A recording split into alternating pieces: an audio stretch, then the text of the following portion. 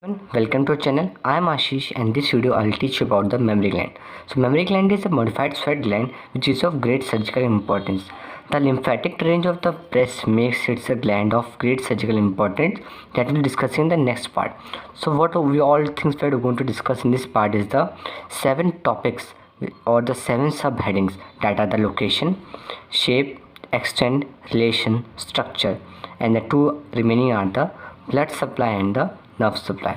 So mammary gland, the word mammary contains 7 alphabets 1 2 3 4 5 6 7. So the 7 topics you must know before discussing about the lymphatic drainage. So let's start with the location. So before starting, let me give a brief introduction to the mammary gland. The one line that I already told that it is a modified sweat gland and it is present in both the sexes, that is present in both males as well as females. But in the males it is rudimentary, while in females it gets well developed at the puberty. Okay, now let's start with the location where the mammary gland is actually located. Now for the location, before pushing the theory, let's come to this diagram and we can have a great overview of the mammary gland including its location, shape as well as the extent.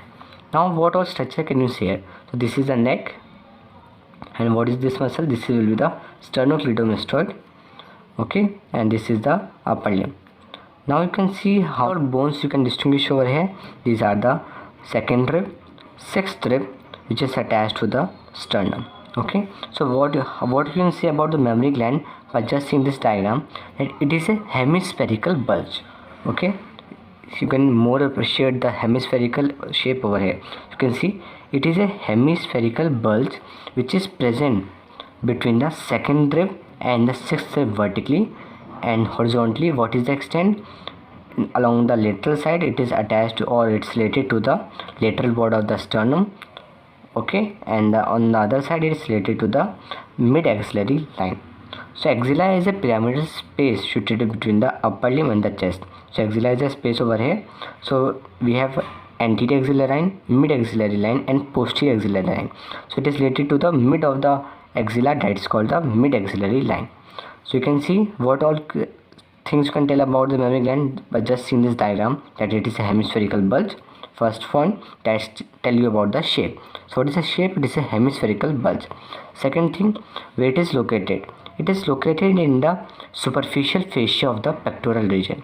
So you can see over here, this is the all of the muscles and this is the superficial fascia, and this gland is located in the superficial fascia just below the skin. So one thing to notable point is that it's located in the superficial fascia. Now you can see here some part which is like the comma. See this part, what it does, it pierces the superficial fascia and enters the deep fascia. Suppose mammary gland is present over here like this. So this is the superficial fascia and mammary gland is present over the superficial fascia, but some part of the mammary gland pierces the superficial fascia and enters the deep fascia. So this part is called the axillary tail of Spence. Okay, so this part is called the axillary tail of Spence, and the foramen through which it passes into the deep fascia, so this foramen is called the foramen of Langer. So this foramen is called the foramen of Langer, and the part of the mammary gland which pierces the superficial fascia and enters the deep fascia is called the axillary tail of Spence. So these things you must know in the location. Now what about the extent? In the extent, vertically you can see it is related to the second rib super upward and sixth rib downward. So it is present between the second rib and the sixth rib. What about the horizontal location? Horizontally it is bounded by the lateral border of sternum to the mid axillary line. So this all about the extent, shape and the location. So all these things you can easily judge with the help of this diagram. So this diagram is very helpful to tell you about the 3 topics out of 7 that we are going to discuss. This 3D illustration will help you understand the relations of the mammary gland. You can see mammary gland is located in the superficial fascia in the pectoral region. You can note the connection of the lymphatic drainage of the breast to the other parts of the body including the head and neck. That's why it's of great surgical importance. You can see the green lines over here. This show the lymphatic drainage of the breast. So in the relation you see, if you remove the skin, just below the skin is a superficial fascia. So this is the skin. If you remove the skin, you will find the superficial fascia, you will find the mammary gland. So mammary gland is located just below the skin, the superficial fascia, and below the mammary gland we have the deep fascia. If we remove the skin, superficial fascia containing mammary gland and the deep fascia, we will find a group of muscles below the mammary gland which forms the relations of the mammary gland. So from superficial to deep, we have the pectoralis major, then we have the serratus anterior and external oblique. So this is the highlight muscle over here, this is the external oblique. For exposing the serratus anterior, you have to remove the pectoralis major and its different heads. So this is one of the heads of the pectoralis major, this is the other head, and this is the third head of the pectoralis major. If you remove all these layers of the heads, then you will find the serratus anterior on the side. Superficial structure will be the deep fascia. Okay, superficial fascia, the axillary tail of spines pierces the foramen of Langerhans and enter the deep fascia. Okay, so most superficial structure below the breast will be deep fascia. Now the remaining structures are the three muscles, that are the pectoralis major, serratus anterior and the external oblique. So we have four structures deep to the breast, that are the deep fascia, muscles, and the remaining will be the all the bones of the thoracic cage. Okay, now let's see the relations with the help of this diagram. So this will be the skin, and here is the mammary gland. So you can see behind the mammary gland, the yellowish part you can see here is the fat which is present in the retromammary space. So just above the deep fascia and just between the breast and the deep fascia, there is a space which is called the retromammary space, which contains fat. Okay, so these are all the fat. Yellow structure over here is the fat. So just below the skin we'll have the, so in the superficial fascia we'll have the mammary gland, then we'll have retromammary space, then we'll have deep fascia. Then we have the three muscles, that over here you can see the pectoralis major. Then apart from this we have the serratus anterior and the external oblique, that you can't distinguish in this diagram, but it's also present. So these all are about the relations of the mammary gland. Now let's see the structure. So for understanding the structure of the mammary gland, we divide the structures into three parts. First one, the skin of the gland, then the stroma and the parenchyma. Stroma means the framework which forms the gland. Okay, so stroma means the framework and parenchyma means the content of the gland. Now first let's start with the skin. So skin, we have two most prominent structure, that are the nipple and the areola. So you can here distinguish the nipple and the areola. What is areola? Areola is a highly pigmented skin which is usually dark color, present near the nipple. It contains some Montgomery tubercles. These are some small dot-like structures you can appreciate from the naked eyes. So these are the sebaceous gland in the areola, which are enlarged during pregnancy and appear as small nodular elevations. So these are just small elevation which is present in the areola, that are called the Montgomery's tubercle. Okay, you just remember the name with the help by dividing into two, Montgomery tubercle. Okay, so these are the nothing but the modified sebaceous gland which is present in the areola. Areola is a dark skin present around the nipple which is highly pigmented. Now let's talk about the framework, how the mammary gland is formed. Okay, so stroma forms the supporting framework of the mammary gland. So it is formed of the connective tissue which is condensed to form fibrous strands called the suspensory ligaments of Cooper.